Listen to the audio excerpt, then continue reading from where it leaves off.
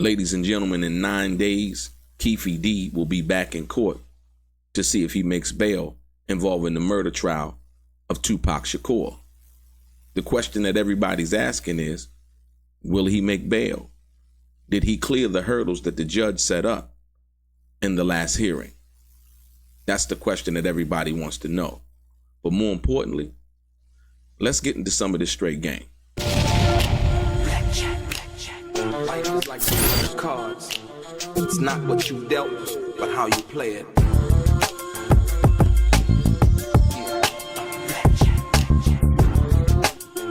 Play each situation correctly. I remember they used to laugh at a brother.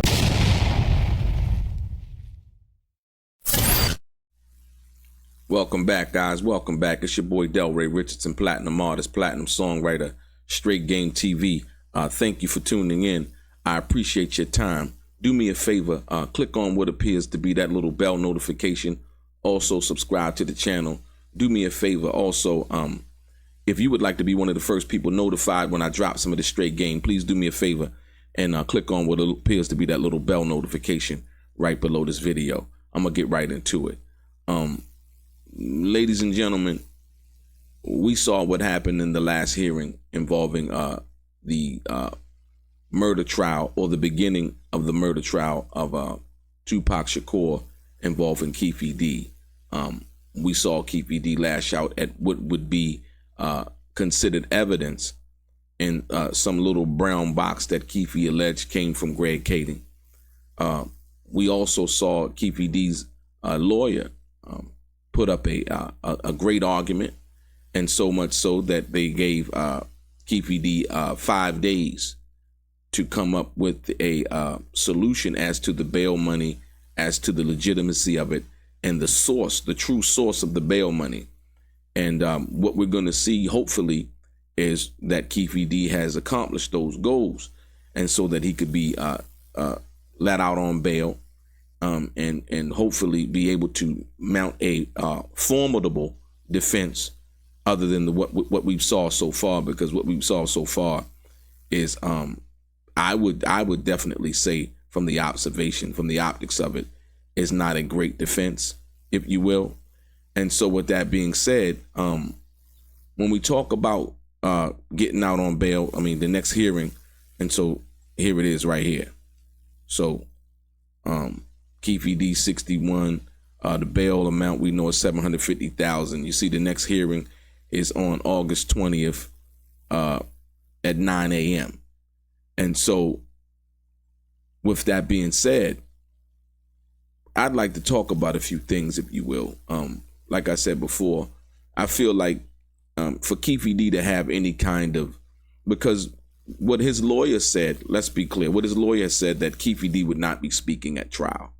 You know what I mean? He would not be taking a stand. He would not be testifying as to anything, you know, that happened that night. Like I said, they have enough evidence. I would say the prosecution has enough evidence and enough video statements, as well as all of the other confessions that Keefe D has made, I think, me personally, to mount a formidable prosecution against Keefe D. And what Keefe D has to do in turn with his lawyer, Carl Arnold, who put up a valiant fight and made some real good arguments in regards to that, to him getting out on bail. You know, Carl Arnold he's definitely not, you know, just laying down. He's definitely coming with his A game, and definitely is going to be, I think, respected, at least for putting up a great fight for Keefe D. But on the other hand, with them saying that Keefe D would not testify at trial, the outburst in the last hearing was something that you should never see from a client, because once again, any defense lawyer who is worth their weight in any law books that they've read or studied will say that, hey, you know what? Even when you get pulled over by the police, the first thing that you should do, right, is invoke your Fifth Amendment right to remain silent and do not say anything, right? This was a bail hearing, and Keefe D went against what his lawyer told him to do. And you could see on Carl Arnold's face the embarrassment and the just the, I would say, embarrassment at that particular point, because like I said, once again, he is working on the behalf of Keefe. But for your lawyer to work on behalf of you, you have to understand the strategy that's going to be implemented in the case. And so what most people don't understand is, like, even when a judge is a judge and a lawyer is a lawyer, it's not like they might not know each other personally. And so they have a thing which they call, off the record, right? Where we can have a conversation. And in that conversation, we could talk about various situations and things that happen in relation to the case, but we can talk about it off the record.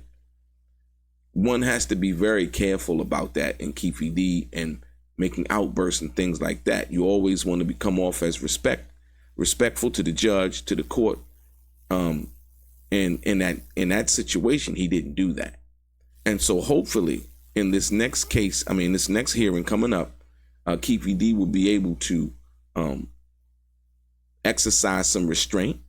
I understand he might be frustrated and all of those things. But like I said, once again, Keefe was given basically a proffer deal with a limited immunity, in which if he wouldn't have spoken out and done in any interviews and written a book and all of those things, Keefe would still be on the streets, as we speak, right?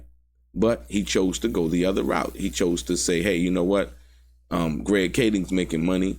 How come I can't make some money off of it? And he rightfully could make money off of it, as we've seen with the argument that his lawyer had come up with in court, even until he's convicted or not of the murder and being involved in the murder of Tupac Shakur. He can make money off of it, right? That was confirmed, basically in court, and there's no case law or anything saying that he can't prior to being convicted, right? After you convicted, you can't, but prior to, he can.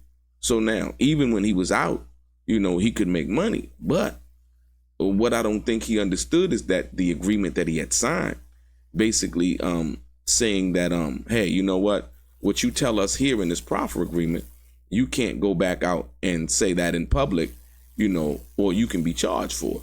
And that is the very reason that Keefe was arrested, for his involvement, in which he said he was involved in the murder of Tupac Shakur. And so another thing people talk about all the time is, how do you, because the initial charge was for drugs. So how do you say, hey, you know what? Y'all not going to lock me up for drugs, but I'll confess to this murder. And then we're going to give you a proffer agreement for the murder. Let's take hypothetically, if Keefe was convicted and he just stood his ground and said, hey, you know what? Y'all got me. Maybe copped a plea in the drug case because the evidence was heavy against him. And I think Keefe would probably be out of jail by now, from that perspective. When you think about the bigger picture, there's a possibility that he could have, filed some kind of habeas corpus or any kind of other grievance with the court, or even writing the judge a letter, that he would have been out by now. And so the fact of the matter is that he, flip-flopped those, I'll take the proffer agreement. I'll confess to my involvement in the Tupac murder. And they gave him a deal. And so that's the reason why I say,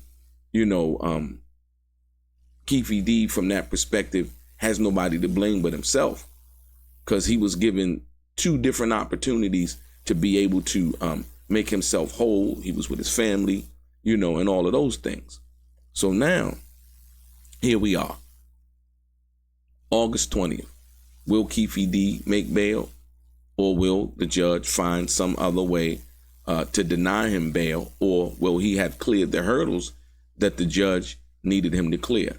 And my thing is, I think overall it would be from the perspective of, where did the money really come from for the bail? What was the reason for the money being paid to Cash Jones WAC 100? And if they clear that hurdle, then Keefe can be let out on bail, and to be let out on bail to be held on house arrest. Like I said, so August 20th at 9 a.m. we will see if Keefe will be freed on bail. Like I said, they had gave him 5 days, and I think what the judge is waiting for, I think the 30 days because of the 5 days, usually the judge could write an order and said, he's to be freed on bail. But they're waiting the 30 days because I think when the judge asked Keefe D's lawyer, is he ready to proceed to trial? And what Keefe D's lawyer said is he would need 30 days. And so I think they're going to handle everything within this next hearing on August 20th, 2024, in regards to being ready to proceed to trial, as well as does Keefe D get out on bail. So it's knocking out two birds with one stone. So yeah, we'll see. So August 20th, stay tuned. Like I said, it's going to be interesting, man. This is going to be an interesting trial when the evidence and the information is presented. And we're going to see, like I said, if Carl Arnold is what he's calling his Johnny Cochran moment. If he can have a Johnny Cochran moment involving this situation. Me personally, with the evidence and the confessions and all of those things, I don't think so. But like I said, we've seen stranger things happen. And so we're going to have to wait and see. So, stay tuned. August 20th, 2024, the next hearing involving the Keefe D situation and the murder of Tupac Shakur. Will he be ready? Will his lawyer be ready to proceed to trial and be prepared? And will Keefe D be released on bail? Your boy DELRAY, straight gang.